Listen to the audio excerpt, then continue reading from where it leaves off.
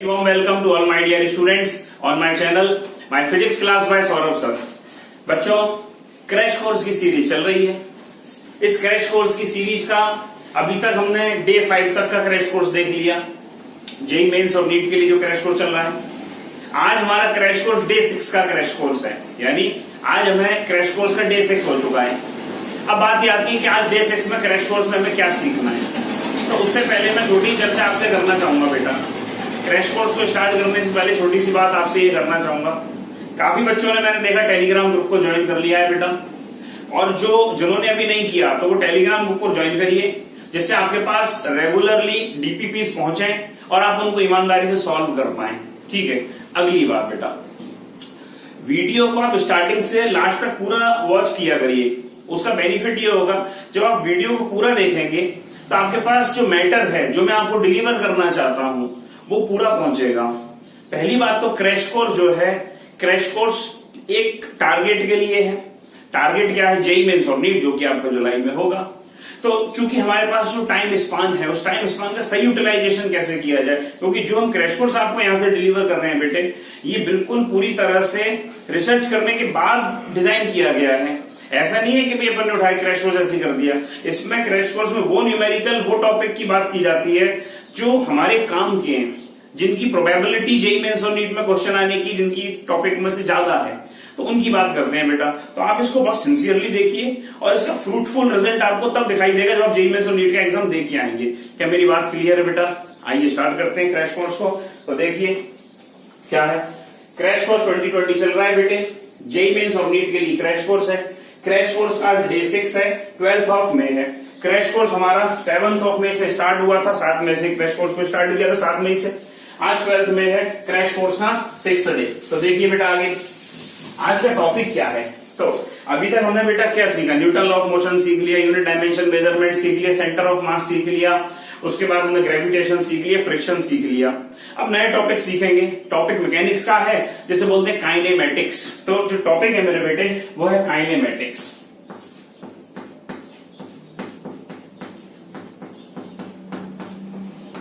Topic जो है आज का मैकेनिक्स का काइनेमेटिक्स है।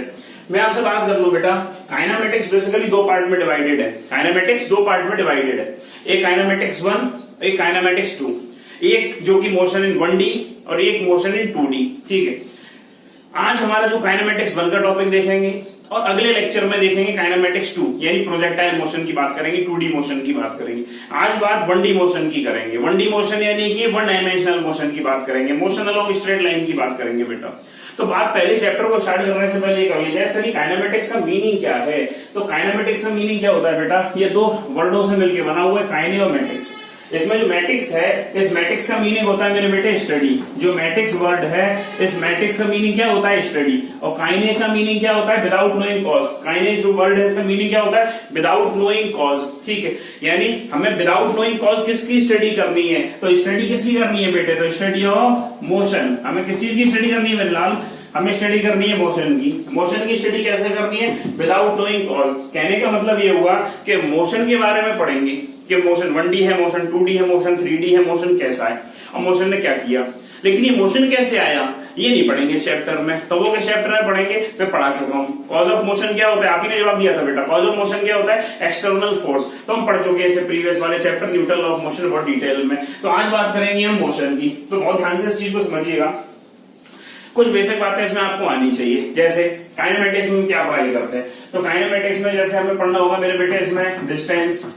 डिस्टेंस का मीनिंग आप जानते हो, टोटल लेंथ ऑफ पाथ होता है या एक्चुअल लेंथ ऑफ पाथ होता है, स्केलर क्वांटिटी होता है। फिर देखना होगा इसमें डिस्प्लेसमेंट। भाई फिर देखेंगे इसमें डिस्प्लेसमेंट क्या होता है। डिस्प्लेसमेंट वेक्टर क्वांटिटी होती है, शॉर्टकट होता है। दो पॉइंट्स के बीच का डिस्प्लेसमेंट निकालना हो तो इनिशियल पॉइंट को फाइनल पॉइंट से डायरेक्ट जोड़ दो और इनिशियल से फाइनल की तरफ डायरेक्शन होगी उस वेक्टर क्वांटिटी की, यानी डिस्प्लेसमेंट की। फिर देखेंगे इसमें क्या, जब डिस्टेंस देखा, डिस्प्लेसमेंट देखा, उनकी न्यूमेरिकल देखेंगे। फिर देखेंगे इसमें स्पीड क्या होता है, फिर देखेंगे वेलोसिटी क्या होता है, फिर एक्सेलरेशन क्या होगा, स्पीड कितने टाइप की होगी, एवरेज स्पीड क्या होगी, इंस्टेंटेनियस स्पीड क्या होगी, कितने केस बनेंगे उसमें, acceleration, average acceleration, instantaneous acceleration कैसे होगा, न्यूमेरिकल्स कैसे आएंगे, कितने वैरायटी के रिलेशन होते हैं, ये बातें हमें इसमें करनी है। ठीक है। सिंपल क्वेश्चन इससे जेई मेंस और नीट में आता है। चलो अब देखते हैं जरा इसमें कि डिस्टेंस, डिस्प्लेसमेंट, इन सारी चीजों के अलावा हमें कुछ बेसिक डेटा जो कि आपको, मुझे मालूम है आपको मालूम है, तो देखो समझो, छोटी छोटी सी बेसिक सी बातें करना है। सबसे पहले बेसिक बात क्या, जैसे मैं जानता हूं, साथ में बोलते जाइएगा बेटा। स्पीड क्या होती है? स्पीड क्या होती है? Distance upon time. स्पीड क्या होती है? Distance upon time. वेलोसिटी क्या होती है? वेलोसिटी होती है डिस्प्लेसमेंट अपॉन टाइम। अरे वेलोसिटी क्या होती है? Displacement upon time. चलो अब मैं बात कर लूं इसमें वेलोसिटी वेक्टर को कैसे लिखते हो? v इक्वल्स टू क्या लिख सकते हैं? ds by dt। हो सकता है आप इसको x अगर मानते हैं तो ये क्या लिख देंगे? dx by dt। अगर मेरे को स्पीड लिखनी है तो dx बाय dt है, ds बाय dt। वेलोसिटी लिखनी है तो ये डिस्प्लेसमेंट बन जाएगा।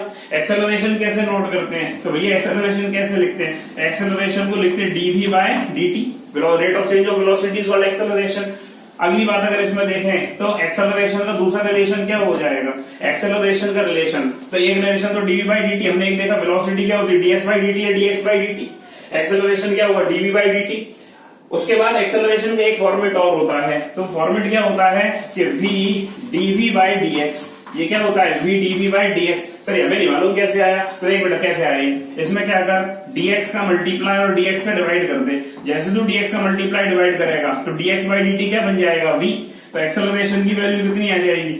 v into dv by dx। क्या आ जाएगी? v into dv by dx। तो ये हमें बेसिक सा डेटा इसमें मालूम होना चाहिए। अगर एक्सेलरेशन पॉजिटिव है, अगर एक्सेलरेशन पॉजिटिव है इसका मीनिंग वेलोसिटी इंक्रीज कर रही है। एक्सेलरेशन नेगेटिव है इसका मतलब रिटार्डेशन भी जिसे बोलते हैं, तो वेलोसिटी डिक्रीज करती चली जा रही है। एक्सेलरेशन कांस्टेंट है, इसका मतलब क्या समझे? एक्सेलरेशन कांस्टेंट का मतलब क्या समझे? इक्वेशन ऑफ मोशन लगा सकते हैं। अगर हम इसमें देखेंगे तो एक चीज समझना, अगर मान के चल मोशन की बात करें तो बेसिकली 3 वैरायटी का मोशन इसमें मेरे को देखने को मिलेगा।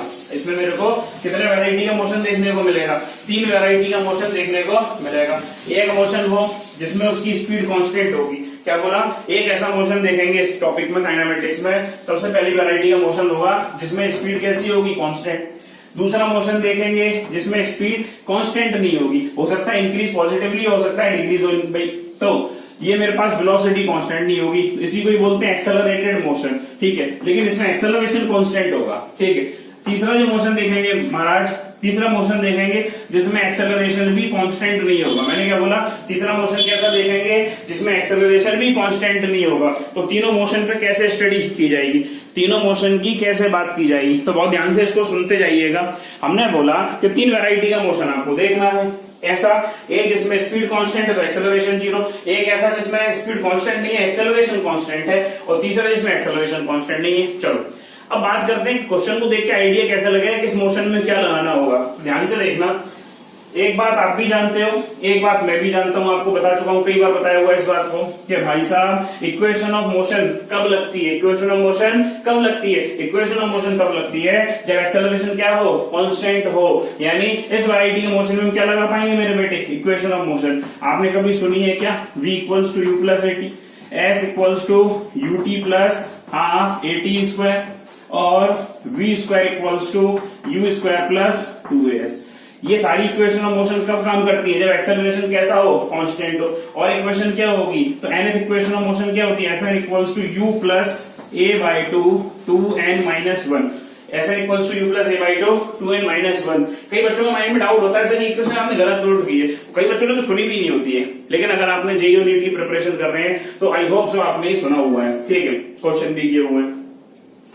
कुछ बच्चों के माइंड में ऐसी भ्रांति होती है कि इक्वेशन गलत है। भाई साहब ये इक्वेशन गलत नहीं है। वो बोलते हैं सर आप ही ने यूनिट डायमेंशन मेजरमेंट में एक बात सिखाई थी कि शादी संबंधों की बात बराबरी वालों में होती है, यानी सिमिलर फिजिकल क्वांटिटी ऐड की जाती है, और अफेयर कहीं भी हो सकता है, यानी मल्टीप्लीकेशन डिवीजन कहीं भी हो सकता है फिजिकल क्वांटिटी में। किस टाइप की फिजिकल क्वांटिटी सिमिलर हो, चाहे वो डिसिमिलर हो। तो सर इसमें तो एडिशन आपने किया है। अब एक बात बताओ, इधर एलएचएस में मेरे को डिस्टेंस से डिस्प्लेसमेंट चाहिए nth सेकंड में, दूसरी बात ये वेलोसिटी है। अगर गौर से देखेगा, बहुत ध्यान से देखेगा, तो ये बेसिकली क्या लिखा हुआ है? ये इक्वेशन ऐसे नहीं लिखी हुई है, ये s nth इक्वल्स टू ये लिखा हुआ है u और multiply by t equals to 1, ये t इक्वल्स टू 1 लिखा हुआ है, प्लस a/2 और ये मेरे पास है 2n-1। क्या बात पिक्चर क्लियर हो रही है? ये बेसिकली इक्वेशन ऐसे नहीं है, ये पिक्चर इसमें तेरे को दिखाई नहीं दे रहा है। ये जो t=1 यानी t=1 यानी 1 सेकंड की बात कर रहा है इसमें, तो 1 सेकंड में जो टाइम पीरियड है मेरा वो मल्टीप्लीकेशन में, तो इक्वेशन डायमेंशनली करेक्ट ऐसा नहीं है। ये मेरे पास क्या है, ये भी डिस्टेंस है तो ये भी डिस्टेंस का ही डायमेंशन होगा। चलो आगे बढ़े। इतने पोर्शन में कोई डाउट है क्या? बोलो बेटा। अगली बात अगर देखें, अगली बात सुनना ध्यान से। हमने क्या बोला कि इक्वेशन ऑफ मोशन कब लगा सकते हैं? जब एक्सेलरेशन कैसा होगा? कांस्टेंट होगा। तो पहला मोशन इस टाइप का देखने को मिलेगा। अगली बात देखो, हमने इसमें एक चीज और बोली थी, अभी ऐसा मोशन जिसमें वेलोसिटी कैसी होगी? कांस्टेंट। अगर वेलोसिटी कांस्टेंट होगी मेरे बेटे तो एक्सेलरेशन कैसा होगा? 0। अगर एक्सेलरेशन 0 हो गया तो आपको टंटा खत्म हो गया आपका। बात समझ में? आपको जो डाउट का जो बहुत बड़ी जो डाउट बनी होती है वो डाउट तब शुरू होती है वेलोसिटी में चेंज आना स्टार्ट होता है, और वेलोसिटी में भी ऐसा चेंज आता है कि उसका एक्सेलरेशन भी वेरिएबल हो। तो खैर अगर मेरे पास इधर वेलोसिटी कांस्टेंट हो गई या स्पीड कांस्टेंट हो गई तो एक्सेलरेशन 0। अब एक्सेलरेशन 0 भाई साहब, तो एक चीज बहुत ध्यान से देखना, ये इक्वेशन जो है बिल्कुल बहुत इजीली कन्वर्ट हो जाएगी, या यूं कह दो इसमें एक ही इक्वेशन काम करेगी। एक ही इक्वेशन क्या काम करेगी? सर स्पीड इक्वल्स टू होता है डिस्टेंस अपॉन टाइम। भाई स्पीड तो दिया है तेरे को, स्पीड तो कांस्टेंट है, स्पीड क्या हो जाएगा? Distance upon time. तो या तो इसको ऐसे लगा दे speed equal to distance upon time, या इसको ऐसे लगा दे distance equals to speed into time. कहने का मतलब क्या होगा मेरे पास कि अगर मेरे पास किसी क्वेश्चन में स्पीड कांस्टेंट दे दी जाए, क्वेश्चन को पढ़ के मेरे को ये समझ में आ जाएगा इस क्वेश्चन में तो स्पीड कांस्टेंट है। अगर स्पीड कांस्टेंट है तो माथा पच्ची करने की आवश्यकता नहीं है, यही इक्वेशन काम करेगी v equal to d by t या d equals to v into t. घुमा फिरा के इसको कई तरह से लगाया जा सकता है। चोर पुलिस के क्वेश्चन में लगा सकते हैं, ट्रक और कार के क्वेश्चन में लगा सकते हैं। एक ब्लॉक कुछ समय तक भाई साहब अगर कांस्टेंट स्पीड से मूव करे, फिर अचानक से उसमें कुछ ऐसा मैजिक हो जाए कि वो एक्सेलरेटेड मोशन करने लगे, तो जहां कांस्टेंट पीरियड ऑफ टाइम तक मूव करेगा तो उसमें ये काम करेगा, कांस्टेंट एक्सेलरेशन से मूव करेगा ये काम करने लगेगा। उसके बाद और अगर उसको कॉम्प्लिकेटेड करना है तो ये भी लगा देगा उसमें। तो खैर अगला मोशन इस टाइप का देखेंगे जिसमें स्पीड कांस्टेंट मिलेगी। तीसरा कैसा देखेंगे? जिसमें एक्सेलरेशन कांस्टेंट नहीं होगा। सर ये एक्सेलरेशन अगर कांस्टेंट नहीं होगा तो फिर क्वेश्चन को कैसे सॉल्व करेंगे? तो बहुत ध्यान से सुन, तूने बहुत सुंदर सुंदर सी 2 बातें सुनी हुई है। क्या बातें सुनी है?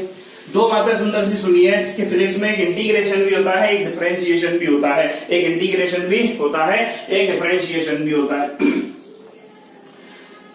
अब इंटीग्रेशन डिफरेंशिएशन सर क्यों बता रहे हो? इसलिए बता रहा हूं बेटा, अगर एक्सेलरेशन कांस्टेंट नहीं होगा, एक्सेलरेशन कांस्टेंट नहीं होगा तो फंक्शन ऑफ टाइम होगा या फंक्शन ऑफ डिस्टेंस होगा, कुछ तो होगा। कांस्टेंट नहीं होगा तो या तो डिस्टेंस का फंक्शन होगा या टाइम का फंक्शन होगा। तो क्या करेंगे? तो फिर क्वेश्चन को एक्सेलरेशन या कोई भी क्वेश्चन को एक्सेलरेशन आ जाए, चाहे वो स्पीड आ जाए, चाहे वो स्पीड डिस्टेंस का रिलेशन, स्पीड टाइम का रिलेशन, किसी का भी रिलेशन दे दे XYZ, उस रिलेशन को फिर इंटीग्रेशन टेक्निक से सॉल्व किया जाता है। ठीक है, अब इंटीग्रेशन टेक्निक से कैसे सॉल्व करते हैं तो जब क्वेश्चन करेंगे तो आपको बात समझ में आ जाएगी। आगे बढ़े बेटा, क्वेश्चन की स्टार्टिंग करें। एक चीज और देख ले, डिस्टेंस कैसी क्वांटिटी, स्केलर क्वांटिटी, डिस्प्लेसमेंट कैसी quantity, vector quantity, velocity vector, speed scalar quantity, acceleration कैसा होगा? एक्सेलरेशन बेसिकली क्या होगा? Change in velocity upon time, change in speed upon time होगा मेरे पास। अब स्पीड में चेंज आएगा तो इनिशियल से फाइनल की तरफ मेरे पास स्पीड मूव कर रही होगी। अगर एक्सेलरेशन पॉजिटिव होगा तो पॉजिटिव एक्सेलरेशन बोलेगा, नेगेटिव होगा तो रिटार्डेशन बोलेगा। बात क्लियर है? इसमें कोई डाउट है क्या? मान के चल एक डायरेक्शन में स्पीड बढ़ रही है लेकिन एक्सेलरेशन नेगेटिव में दिया हुआ है, एक्सेलरेशन दूसरी डायरेक्शन दिया हुआ है। इसका मतलब क्या समझेगा कि पार्टिकल जाना चाह रहा है दूसरी डायरेक्शन में, लेकिन उसको कोई ना कोई ऐसा फोर्स है जो उसको पीछे की तरफ खींचता हुआ चला जा रहा है, तो जैसे उसकी स्पीड कम होती चली जाएगी। ऐसा प्रैक्टिकल एग्जांपल कैसे देखेगा? जैसे मान के चल मैंने किसी ऑब्जेक्ट को, किसी बॉल को लेके ऊपर फेंक दिया, अगेंस्ट द ग्रेविटी फेंक दिया, तो ग्रेविटी ऑब्जेक्ट को नीचे की तरफ अट्रैक्ट कर रही होती है। अरे कर भी रही होती है कि नहीं कर रही होती? कर रही होती है। जब कर रही होती तो क्या होगा? ऊपर जाते जाते उसकी स्पीड कम होती चली जाएगी और टॉप मोस्ट पॉइंट पे स्पीड क्या हो जाएगी? 0। एक चीज जानता है बेटा, अगर कोई चीज स्टार्टिंग फ्रॉम रेस्ट है तो initial velocity 0, comes to rest है फाइनल वेलोसिटी 0, हाईएस्ट पॉइंट पे फाइनल वेलोसिटी 0, फिर टर्निंग क्या होगी उसकी? तो हाईएस्ट पॉइंट पे टर्निंग निकालते तो फाइनल वेलोसिटी 0 करते तभी तो टर्निंग निकालेगा। ठीक है, आगे बढ़े। आइए क्वेश्चन देखते हैं बेटा। हाँ बेटा, तो क्वेश्चन देखते हैं। पहला क्वेश्चन बहुत ध्यान से समझिए क्वेश्चन को। क्वेश्चन बहुत बेसिक है। क्वेश्चन में ये बोला गया कि मान के चलो ये मेरे पास एक कैरम बोर्ड है। ठीक है, क्या बोला? ये मेरे पास कैरम बोर्ड है। कैरम बोर्ड का साइज क्या है? 4x4 फुट, 4x4 फुट का कैरम बोर्ड है। ठीक है, कैरम बोर्ड स्क्वायर होता है। तो ये 4 फुट, ये भी 4 फुट, इसके जो ब्लॉक हो जाएंगे ये 2-2 फुट के हो गए। अगली बात ये बोली गई कि इसके सेंटर पे क्वीन रखी हुई है, तो हमने रानी बोलते हैं ना, उसमें सेंटर पे रखी होती है भाई रानी, इसमें तो क्वीन सेंटर पे रखी हुई है। और एक स्ट्राइकर जिससे हिट करोगे आप इस रानी को, इस क्वीन को, वो रखा हुआ है बियॉन्ड द इस लाइन, ठीक है, इस लाइन के बियॉन्ड रखा हुआ है, स्ट्राइकिंग लाइन के। तो अब बोला ये गया कि जैसे ही ये स्ट्राइकर इस क्वीन को हिट करता है, ठीक है, तो जो क्वीन है वो क्या करती है, फ्रंट एज पे जाके टकराती है, और टकराने के बाद जो ये इधर होल है, इस होल में चली जाती है। ठीक, क्या बोला कि इस एज पे जाके फ्रंट एज पे स्ट्राइक करेगी और इस होल में चली जाएगी। तो पूछा ये गया कि टोटल डिस्टेंस कितना कवर करा उसने क्वीन ने, और टोटल डिस्प्लेसमेंट कवर कितना किया क्वीन ने। अगर वो यहाँ स्ट्राइक जो करती है, वो इस बात को ध्यान से सुन लेना, अगर वो क्वीन है जो स्ट्राइक करती है वो कैसे इलास्टिक करती है, ठीक है, या यूं कह दो कि यहाँ जब स्ट्राइक करेगी तो वो रिबाउंड हो जाती है, rebound round from the front edge, ठीक है, इस फ्रंट एज से रिबाउंड होके इस होल में चली जाएगी। ये मेरे से बोला गया। तो कैसे करोगे, एक बार आप ट्राई करो वीडियो पॉज करके और फिर आगे देखो। इसमें देखो, तो सबसे पहले क्या है कि जैसे ही स्ट्राइकर ने इसको हिट किया तो भाई ये स्ट्राइकर यहां तक आएगा। अब ये क्वीन मान के चलो पहुंच गई कुछ यहाँ, और यहाँ जाने के बाद ये क्वीन यहाँ इसमें होल में आ गई। जैसे मान के चलो यहाँ होल होता, ठीक है, होल होता क्या होता है, तो इसमें आ गई। तो अब इसने डिस्टेंस कितनी ट्रेवल की, D1 यहां से लेके यहां तक, और उसने बोला कि भाई राउंड द फ्रंट एज वो रिबाउंड करती है। तो रिबाउंड का मतलब क्या, जिस एंगल पे जाएगी उस एंगल में वापस हो जाएगी। तो ये डिस्टेंस यहां से लेके यहां तक डिस्टेंस कितनी ट्रेवल की उसने, D2। अगर मैं टोटल डिस्टेंस पूछूं आपसे तो टोटल डिस्टेंस बता दो मेरे को, तो टोटल डिस्टेंस कितना होगा, टोटल डिस्टेंस होगा D1 plus D2। Total displacement क्या होगा, तो डिस्प्लेसमेंट तो 99% बच्चों ने निकाल भी लिया होगा। डिस्प्लेसमेंट क्या होगा, डिस्प्लेसमेंट कैसे निकालते हो, ये इनिशियल था क्वीन का, ये फाइनल पोजीशन आ गई क्वीन की। इनिशियल लाइन को, इनिशियल पॉइंट को फाइनल पॉइंट से डायरेक्ट जोड़ दो, तो जब इसको इनिशियल को फाइनल से जोड़ोगे तो ये डायरेक्शन आ जाएगी मेरे पास, ये डिस्प्लेसमेंट होगा। अरे ये डिस्प्लेसमेंट क्या है, ये तो एक इस तरीके से ये मानो होगा, ये 2, ये 4x4 का है, तो ये 2, तो ये स्क्वायर बन गया। स्क्वायर का डायगोनली तो है, स्क्वायर का डायगोनल क्या होता है, √2। तो डिस्प्लेसमेंट कितना आ गया, 2√2। डिस्टेंस कितना, स्क्वायर का साइड कितना है 2, तो ये डायगोनल कितना होगा, a√2। तो ये कितना आ गया मेरे पास, a√2। तो डिस्प्लेसमेंट तो मेरे पास आ गया 2√2। अब डिस्टेंस कैलकुलेट करके आप लोग बताइए कि डिस्टेंस कैसे कैलकुलेट करोगे। डिस्टेंस कैलकुलेट करना मेन है इसमें, डिस्प्लेसमेंट मैंने आपको बता दिया, इजी भी था। डिस्टेंस आप मेरे को बताइए कैलकुलेट करके क्या किया जाए ऐसा कि इसमें डिस्टेंस का आंसर आ जाएगा। सोचो क्या करें भाई, सोचो भाई साहब, इसमें ऐसा क्या किया जाए कि मेरे पास इसमें डिस्प्लेसमेंट का आंसर आ जाए। तो देखो क्या करना चाहिए इसमें, बहुत ध्यान से सुनना। हमें क्या किया इसमें कि जैसे ही स्ट्राइकर से हिट किया क्वीन ने, और स्ट्राइकर ने क्वीन को हिट किया, तो यहां से लेके यहां तक की डिस्टेंस थोड़ी कवर करेंगे, वो काउंट करेंगे। क्यों, क्योंकि ये क्वीन ने थोड़ी चली है, तो स्ट्राइकर चला है, तो मेन डिस्टेंस तो बस ये कैलकुलेट करनी है अपने को। अब क्या करें, इसमें इस क्वेश्चन में हिंट दी गई है आपको कि रिबाउंड करता है। तो रिबाउंड का मतलब क्या हो गया कि यहाँ जो है भाई, रिबाउंड का मतलब ये जो एंगल है, जिस एंगल पे ये जाएगा और जिस एंगल पे वापस जाएगा, ये एंगल सेम होगा। तो बस ये इस क्वेश्चन में हिंट है। तो देखो कैसे कैलकुलेट किया है, हमने माना कि ये जो जिस पॉइंट पे ये स्ट्राइक कर रहा है वो इधर से x डिस्टेंस पे सिचुएटेड है, तो ये कितना हो जाएगा, टोटल 2 था, तो ये कितना हो जाएगा 2 - x। और ये टोटल 2 है, तो ये कितना हो जाएगा 2 - x। अब अगर मैं इस राइट एंगल ट्राइंगल को देखूं, इस वाले राइट एंगल जिसमें D1 आता है, इस वाले राइट एंगल ट्राइंगल को देखूं, इसमें tan थीटा की वैल्यू कितनी आएगी मेरे बेटे, tan थीटा की वैल्यू कितनी आएगी, tan theta perpendicular by base, तो x अपॉन और ये 2, tan थीटा की वैल्यू कितनी आ जाएगी, x/2।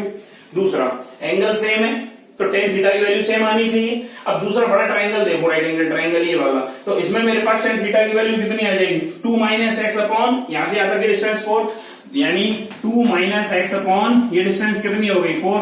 तो ये कितना आ गया 2x इक्वल्स टू 2 - x। तो x की वैल्यू कितनी आ गई 3x, तो x इक्वल्स टू कितना आ गया मेरे पास 2/3। जो x आ गया बेटा, x की वैल्यू कितनी आ गई मेरे पास 2/3। अब जैसे ही मेरे पास x की वैल्यू 2/3 आ गई, अब मेरे को क्या मिल गया, मेरे को पोजीशन मिल गई।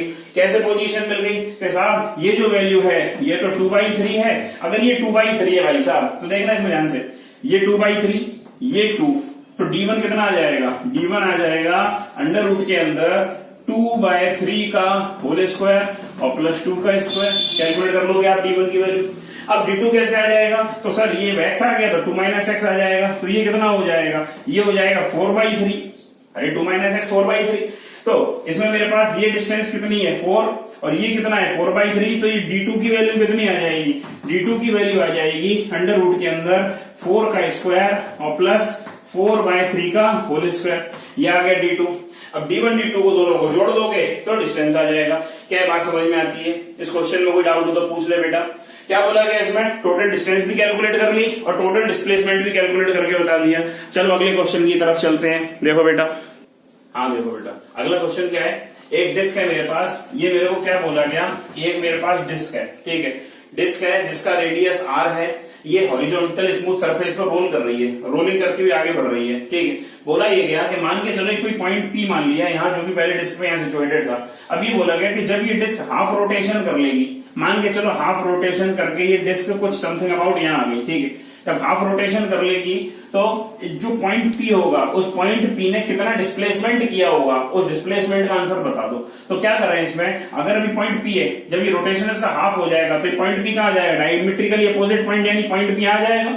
अब हमें क्या पूछा, ये डिस्टेंस कितनी हो जाएगी 2r, डायमीटर 2r।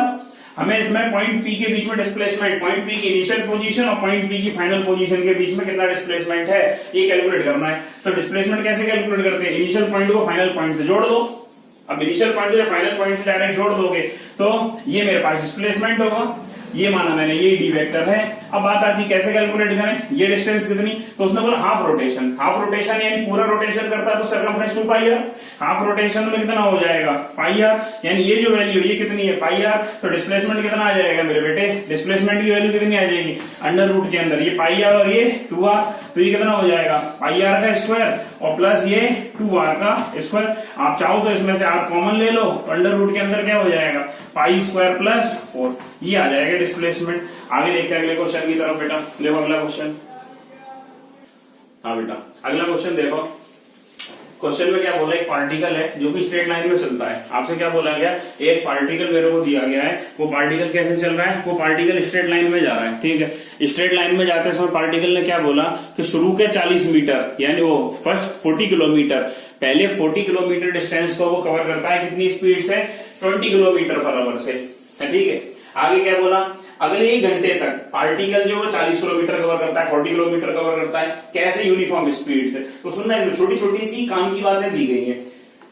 क्या कि नेक्स्ट 1 आवर में पार्टिकल कवर करता है जैसे यूनिफॉर्म स्पीड यानी स्पीड कांस्टेंट है। जब स्पीड कांस्टेंट है, थोड़ी देर पहले मैंने बोला था स्पीड कांस्टेंट यानी एक्सेलरेशन 0, तो कौन सा फॉर्मूला लगा, speed equal to distance by time से ही रिलेशन निकलेगा। चलो आगे देखते हैं। Then particle is retarded, retarded मतलब एक्सेलरेशन नेगेटिव है, ठीक है, रिटार्डेड। यूनिफॉर्मली, यूनिफॉर्मली मतलब क्या है, एक्सेलरेशन नेगेटिव तो है लेकिन कांस्टेंट है, ठीक है। Acceleration constant, equation of motion लगा देंगे। चलो इस वाले सेगमेंट में हम इतना पढ़ के क्या समझे, इक्वेशन ऑफ मोशन लगा देंगे, रिटार्डेशन की वैल्यू दी गई है, finally comes to rest. Comes to rest का मतलब क्या कि फाइनल स्पीड क्या हो जाएगी पार्टिकल की 0। तो एवरेज स्पीड निकालनी, वी एवरेज कैलकुलेट करना है। तो सबसे पहले जब भी कोई क्वेश्चन आते हैं, पूछा हुआ क्वेश्चन है जेई का, अगर जब भी कोई इस तरह से क्वेश्चन आते हैं तो आप सबसे पहले क्या किया करिए कि जो बोल रहा है उसको प्लॉट कर लो, ठीक है। हम इसको प्लॉट कर लेते हैं। सबसे पहले इसमें प्लॉट कर लिया जाए, तो प्लॉट करके ना आपको सारी चीजें, पिक्चर इसकी क्लियर समझ में आ जाएगी। उसने बोला पार्टिकल स्ट्रेट लाइन में चल रहा है, 1D मोशन का क्वेश्चन है। फर्स्ट 40 किलोमीटर डिस्टेंस हमने माना कि जैसे ये फर्स्ट 40 किलोमीटर डिस्टेंस है, ठीक है। कितनी डिस्टेंस है ये मान के चलो ये 40 किलोमीटर की डिस्टेंस है। फर्स्ट 40 किलोमीटर डिस्टेंस जो है पार्टिकल ने यहां से स्टार्ट किया है। फर्स्ट 40 किलोमीटर डिस्टेंस में पार्टिकल की जो स्पीड है, स्पीड कितनी बोल रहा है उसने, मान के चलो उसकी स्पीड बोल दी, यहाँ स्पीड मेरे को दे दी 20 किलोमीटर पर आवर। इस वाले सेगमेंट में इतनी स्पीड है पार्टिकल की। अब देखो इतना क्वेश्चन ने बोल दिया, अब हमें डिस्टेंस मालूम है, स्पीड मालूम, तो यहाँ का टाइम निकाल सकते हैं। तो टाइम कैसे निकाल दोगे भाई, डिस्टेंस बाय स्पीड, तो कितना हो जाएगा, ये आ जाएगा, टाइम आ जाएगा 2 आवर, यानी यहाँ का जो टाइम है वो हमने 2 आवर निकाल दिया, जो मैं डेटा दिया था उससे। क्यों, हम जानते हैं जब स्पीड कांस्टेंट है भाई, तो कांस्टेंट स्पीड में क्या रिलेशन लगेगा, speed equal to distance by time, जो कुछ आएगा उसी से आएगा। तो हमने ये कैलकुलेट कर दिया। आगे उसने क्या बोला, फिर नेक्स्ट 1 आवर यानी अगले 1 घंटे के लिए, अगले 1 घंटे के लिए जो पार्टिकल है नेक्स्ट 1 आवर तक, नेक्स्ट 1 आवर में क्या करता है, next 1 hour particle cover 40 kilometre, यानी पार्टिकल ने 1 घंटे में कितना कवर किया, 40 किलोमीटर डिस्टेंस को कवर किया, ठीक है। और कितने टाइम में कवर किया, 1 आवर में कवर किया, ठीक है। ये टाइम दे दिया। अब हमें टाइम दिया हुआ है और क्या दिया हुआ है इसमें, डिस्टेंस। अगर टाइम दिया और डिस्टेंस दिया तो इसकी स्पीड नहीं बता पाएंगे क्या? इसकी यहां से लेके यहां तक की स्पीड कितनी हो जाएगी? 40 किलोमीटर पर आवर। तो हमने क्या किया, ये वाले सेगमेंट की स्पीड बता दी, जो स्पीड कितनी आ गई 40 किलोमीटर पर आवर। यहां तक की इस वाले सेगमेंट की स्पीड आ गई, ठीक है। 40 किलोमीटर पे यूनिफॉर्म स्पीड, यूनिफॉर्म स्पीड तो यूनिफॉर्म स्पीड ये बता दी हमने। अगली बात, पार्टिकल इज रिटार्डेड, यानी जैसी इस पॉइंट के बाद अब पार्टिकल आगे यहां से जब बढ़ेगा तो पहली चीज इस पूरे सेगमेंट में स्पीड कैसी है? यूनिफॉर्म यानी कांस्टेंट। तो जो स्पीड यहां रही होगी यानी 40 किलोमीटर पर आवर, यहां भी 40, यहां भी 40, यहां भी तो यहां भी 40। जैसी पार्टिकल यहां से निकलेगा तो इस पॉइंट पे स्पीड कितनी रही होगी? जो कि इसमें एंटरिंग पॉइंट है तो इसकी इनिशियल स्पीड रही होगी कितनी? 40 किलोमीटर पर आवर, ठीक है। उसने बोला कि पार्टिकल रिटार्ड हो रहा है, तो यहाँ का एक्सेलरेशन उसने दे दिया। एक्सेलरेशन कितना बोला उसने? Negative acceleration. यूनिफॉर्म एक्सेलरेशन यानी कांस्टेंट एक्सेलरेशन यानी इक्वेशन ऑफ मोशन काम करेगी। एक्सेलरेशन है -20 किलोमीटर पर आवर का स्क्वायर, ठीक है। और इस एक्सेलरेशन को लेने के बाद, इस रिटार्डेशन के बाद स्पीड धीरे धीरे कम होती चली गई और फाइनली जो पार्टिकल है वो कैसा आ गया मेरे बेटे? वो रेस्ट में आ गया। फाइनली रेस्ट में आ गया, यानी v0 हो गया। अब एवरेज स्पीड बतानी है, तो एवरेज स्पीड क्या होती है? Total distance upon total time. तो यहाँ की डिस्टेंस मालूम चल गई, ये डिस्टेंस मालूम है, ये डिस्टेंस निकालनी है और टोटल टाइम, यहाँ का टाइम मालूम है, यहाँ का टाइम मालूम है, यहाँ का टाइम निकाल देंगे तो निकाल सकते हैं, बहुत ईजी है। यहाँ का मेरे को टाइम कैलकुलेट करना है, t3 कितना आएगा और ये डिस्टेंस कितनी आएगी d3, ये दोनों कैलकुलेट कर लेंगे तो v एवरेज हमारे पास किस तरह से आ जाएगा? v एवरेज की वैल्यू आ जाएगी टोटल डिस्टेंस, ये वाली तो 40 है प्लस ये वाली भी 40 है प्लस वो वाली कैलकुलेट करनी है अपन टोटल टाइम। यहाँ का 2 है, यहाँ का कितना है 1 और प्लस वहां का भी कैलकुलेट कर लेते हैं। तो देखो एक्सेलरेशन कांस्टेंट है तो क्या काम करेगा? इक्वेशन ऑफ मोशन लगा, first equation of motion. First equation of motion से क्या आ जाएगा? तो v equal to u plus a t होती है first equation of motion. Initial speed कितनी है मेरे पास? भाई इनिशियल स्पीड है 40, अरे 40 तो बोल रहे हैं 40, और फाइनल कितनी है मेरे पास? ये है 0। और एक्सेलरेशन कितना है मेरे पास? -2 ही है ना, -20 तो ये कितना हो जाएगा? 40 इक्वल्स टू 20t। तो t कितना आ जाएगा? ये आ जाएगा 2 आवर। जो टाइम है यानी जो टाइम है लगा वो कितना आ गया? 2 आवर टाइम लगा। तो टाइम मैंने कैलकुलेट कर लिया। अब मेरे को डिस्टेंस को कैलकुलेट करनी है। अरे भाई अब मेरे पास डिस्टेंस निकालूंगा तो v² equals to u² plus 2as। Finally speed क्या हो जाएगी? ये 0। एक्सेलरेशन नेगेटिव है, उसको इधर ले आऊंगा तो 2 into 20 into S equals to 40 का स्क्वायर। तो 40 इंटू 40 ये कर दिया मैंने। तो मेरे पास 22 या 40 से कैंसिल आउट हो गया तो एस की वैल्यू कितनी आ गई? यानी ये 40 किलोमीटर आ गया मेरे बेटे। जब ये 40 किलोमीटर आ गया तो total distance upon total time हमने कैलकुलेट कर लिया। तो टोटल डिस्टेंस तो ये इसमें क्या कर देंगे? 40 ये और ये मैंने सॉल्व कर लिया। तो 4 और 4 8 और 4 12 यानी 120 और अपन 2 4 और ये 5 ये आ गया मेरे पास। ये एवरेज स्पीड कैलकुलेट हो गई। 24 किलोमीटर पर आवर स्पीड मेरे पास कैलकुलेट हो गया। 24 किलोमीटर पर आवर इसकी एवरेज स्पीड कैलकुलेट हो गई आगे। इस क्वेश्चन में कोई डाउट हो तो पूछ, अच्छा क्वेश्चन था। अगले क्वेश्चन की तरफ आए, चलो देखते हैं अगला क्वेश्चन बेटा, इसको नोट करो। हाँ बेटा अगले क्वेश्चन की तरफ देखते हैं। क्वेश्चन में क्या बोला? इनिशियल वेलोसिटी बताइए, calculate initial velocity and direction of initial velocity. और हमें दिया क्या है? एक्स डायरेक्शन में मेरे को टाइम पैरामीटर एक्स और टी में एक रिलेशन दे दिया और एक वाई एक्सिस और वाई और टी में एक रिलेशन दे दिया वाई और टी में, ठीक, कोई दिक्कत नहीं। अब हमसे बोला इनिशियल वेलोसिटी बताओ। तो पहली चीज तो इसमें एक चीज देखें, अगर आपको लगता है आप क्वेश्चन कर पाएंगे तो ट्राई करिए, वीडियो पॉज करिए और आगे नहीं तो फिर देखिए। देखो इनिशियल वेलोसिटी पूछिए तो इनिशियल वेलोसिटी का मतलब क्या करना होगा? t इक्वल टू 0 पे वेलोसिटी बता दो, बात समझ में।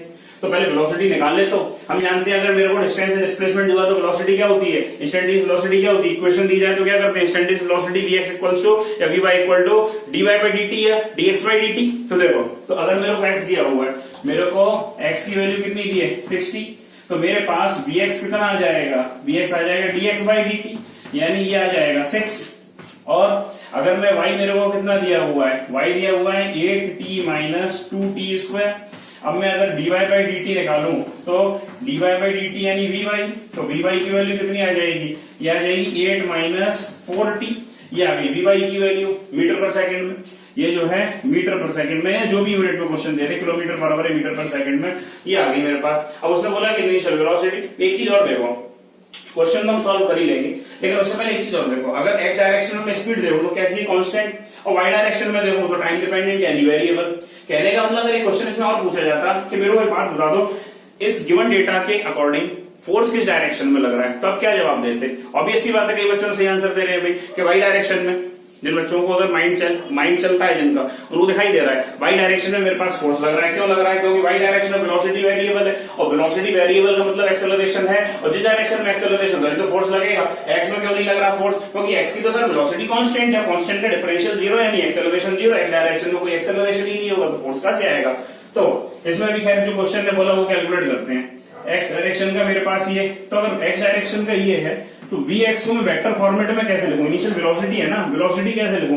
तो ये आ जाएगा मेरे पास 6 आई कैप, अरे एक्स डायरेक्शन को आई कैप, और ये इनिशियल वेलोसिटी के लिए पूछा तो इनिशियल वेलोसिटी वाई डायरेक्शन में इसमें टी को 0 पुट कर दूं तो ये मेरे पास वी वाई इनिशियल की वैल्यू कितनी आ जाएगी? t0, तो ये आ जाएगी मेरे पास 8। तो वी वाई कितना आ जाएगा मेरे पास? वी वाई जो इनिशियल वैल्यू आ गई वो आ गया 8 जे कैप। अब अगर मैं नेट स्पीड देखूं वेलोसिटी वेक्टर फॉर्मेट में तो ये कितना हो जाएगा? V X I cap plus V Y J cap. तो वी एक्स आई कैप को सीधा मैं नोट करूं तो ये कितना आ जाएगा? 6 आई कैप और प्लस 8 जे कैप। ये मेरे पास वैल्यू आ गई। उसने लेकिन डायरेक्शन भी पूछी, इनिशियल वेलोसिटी तो आ गई, डायरेक्शन भी पूछी। तो डायरेक्शन मतलब क्या होता है? Tan theta. तो इसको प्लॉट कर लो एक बार, इसको एक बार प्लॉट कर लो। ये आई कैप है मेरे बेटे, ये है मेरे पास जे कैप, यानी एक्स एक्सिस और वाई एक्सिस। तो ये कितना चला ओरिजिन से पार्टिकल? 6, और इसके बाद कितना चला? 8, तो ये 8 आ गया। इनिशियल पॉइंट को फाइनल पॉइंट से जोड़ दो तो ये डायरेक्शन है, यानी ये जो थीटा है हॉरिजॉन्टल के साथ में, तो टेन थीटा कितना आ गया मेरे बेटे? टेन थीटा कितना आ गया?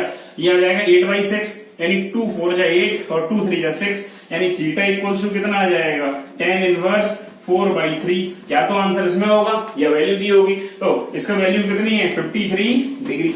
53 डिग्री ये आंसर आ गया मेरे पास। जिन बच्चों को 53 डिग्री और 37 डिग्री की वैल्यू कैलकुलेट करना नहीं आता तो हमारे प्लेलिस्ट में इसकी ट्रिक का वीडियो डला हुआ है, आप उस वीडियो को देखिए और 37 डिग्री 53 डिग्री की वैल्यू कैसे याद करते हैं उसको उसमें समझ लिख के आइए। उसके बाद आप क्वेश्चन को सॉल्व करिएगा। आगे बढ़े बेटा, इस क्वेश्चन में कोई डाउट हो तो पूछ लो। चलो अगला क्वेश्चन देखते हैं बेटा, देख लो, इसको नोट कर लो एक बार।